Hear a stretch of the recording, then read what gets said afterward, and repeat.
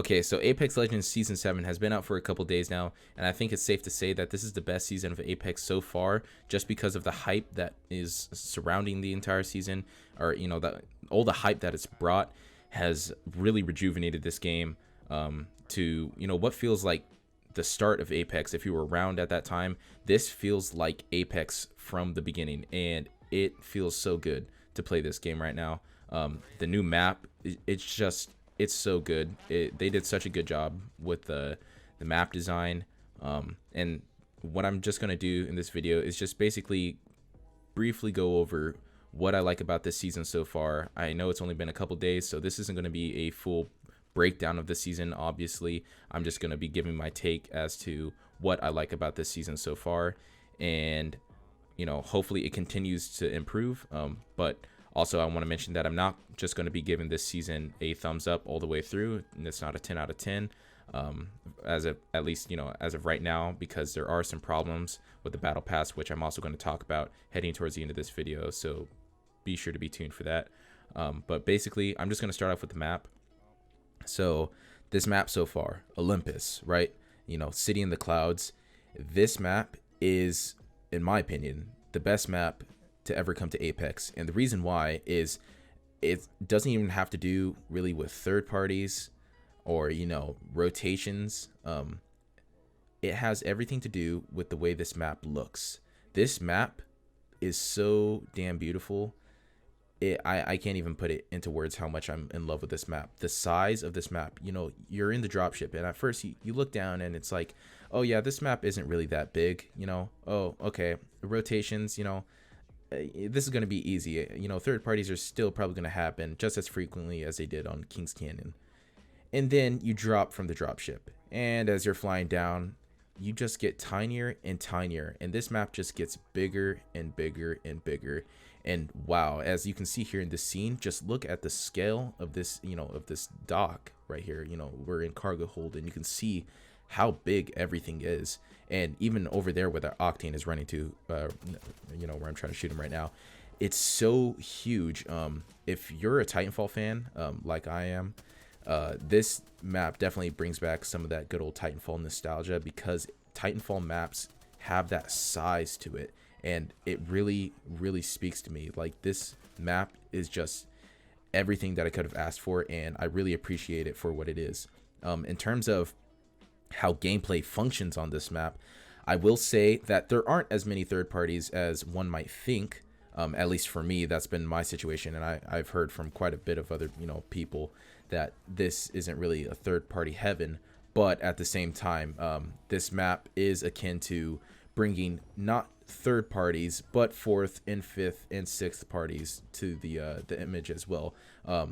I've had quite a bit of games where there's at least 6 squads fighting each other all at the same time, and let me just say, they're hectic, but they are some of the most fun games I've ever played in this game. And so that's something that I really enjoy about this map as well, is that it's able to bring new gameplay that I haven't really seen on Kings Canyon and World's Edge. And of course, those fights happen on there, but they didn't happen to the degree that they happen on this map. And of course, I'm just speaking from my own view. Maybe you haven't had one of these fights yet, but for me at least, I'm finding that I'm getting into a lot of these maps way more than I have in other seasons. So that's why I think this map is the best feature to come to Apex Legends so far, not just in this season, but again, just to Apex Legends overall. So really good job, for Respawn for making this map.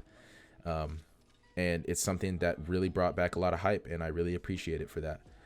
So next thing I want to talk about is the gunplay this season. So the gun meta, right?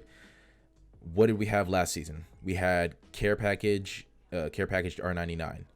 Not a lot of people were fans of that, because as you might not know, if you're an Apex fan, you definitely know this, but the R99 is like the crown jewel of weapons in this game. It's overall just an incredibly solid weapon, and you'll find that everyone likes to run it if they can get their hands on it. Obviously not everyone, but the majority of people love using the R99. And so when it got care packaged last season, it kind of took a hit to Apex's fan base a little bit. A lot of people did not like seeing it go away, and I definitely saw a lot of comments and other videos saying that a lot of people were upset that the R99 was gone, and that kind of, took the game away from them. So that was just one thing a lot of people didn't like to see. But at the same time, it was definitely nice to see the meta switch up last season, because if you played last season, or not last season, but every season before last season, the R99 has always been the go-to gun. At least 2 people on the squad are running the 99, and it was just kind of frustrating to see over time, because people were just getting grinded by this, and it was kind of upsetting to me just a little bit, not because I was getting shredded by the R99, but because it was the only gun it seemed people were able to use. And so when they care packaged it last season, it was really nice to see other people refer to other weapons as their primary, as their primaries or secondaries, so that was very nice to see. But the decision to put the Prowler in the care package this season is not uncalled for at all. The Prowler is definitely my favorite SMG, always has been, and the reason why is because it's always been a stronger SMG than the R99 has ever been. And it's just, it's just a fact. I mean, you can search it up. It's always been the better SMG. And so the fact that it's been care package is totally fair, because it always deserved to be in the care package over the R99. So again, the R99 coming back this season, and let me just tell you, it's already as prevalent as it was, pre-season 6. I'm definitely a fan of the meta switch up.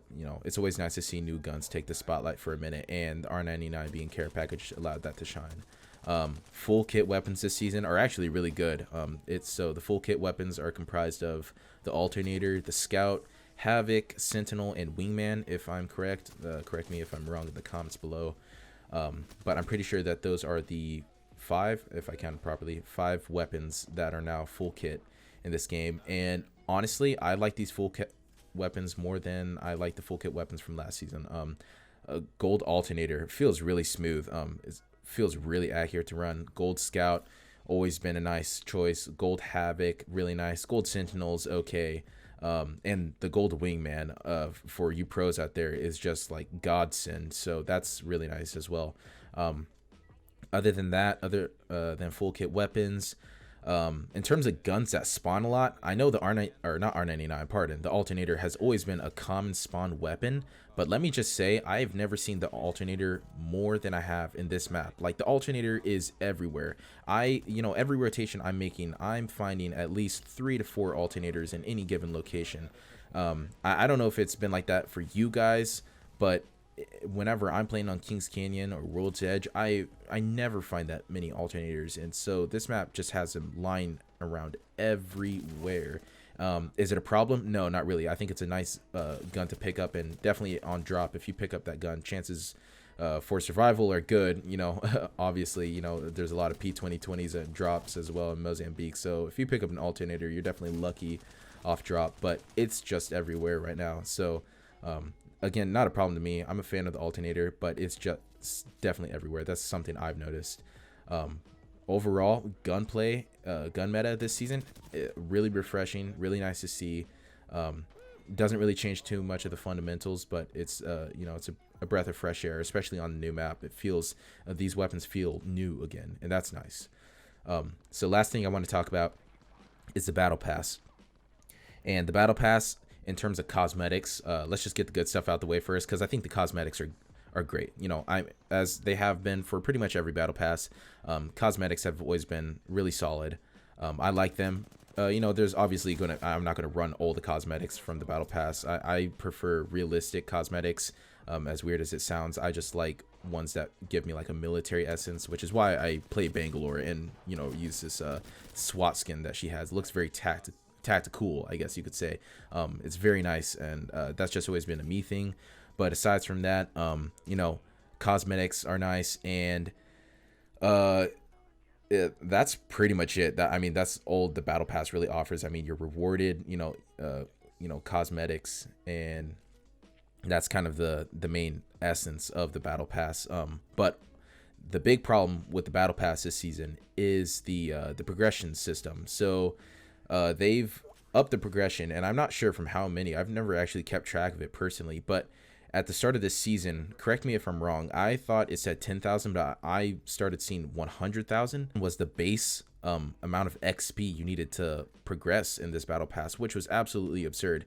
I didn't get to play when it dropped because there were some errors when I was downloading it, but when I hopped on, I've only played ranked this season, and I was level 1 after playing at least 4 to 5 games of ranked, and they were decent games too. 4 to 5 games of decent ranked, and I was still level 1, and then magically I got like to level 3 out of nowhere.